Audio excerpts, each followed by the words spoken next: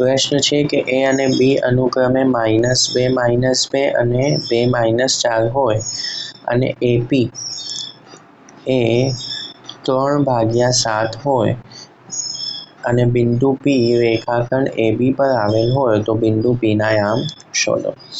અહીંયા એપી જે છે એ 3 ભાગમાં આવેલ છે અને પી થી બી વચ્ચેનું અંતર કેટલું થશે? કુલ ભાગ 7 છે તો પી થી બી વચ્ચેનું અંતર કેટલું થશે? 4 બરાબર। એટલે કે M1 3 અને M2 4 થશે બરાબર।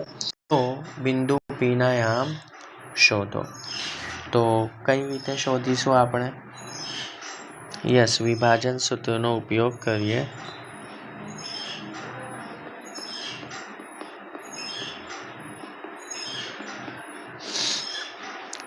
x બરાબર m1x2 plus m2x1 upon m1 plus m2।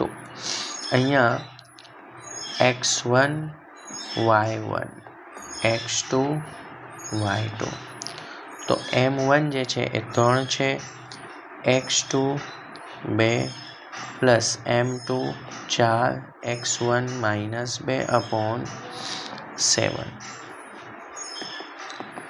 3 દુ 6 4 દુ -8 કારણ કે અહીંયા માઇનસ છે ભાગ્યા 7 6 માંથી 8 જાય તો -2/7 તો x ના યામ થશે -2/7।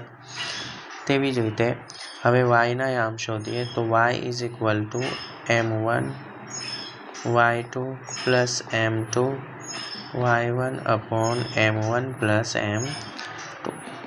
m1 3 છે, m2 4, y2 જે છે એ -4 અને y1 જે છે એ -2 3 પ્લસ 4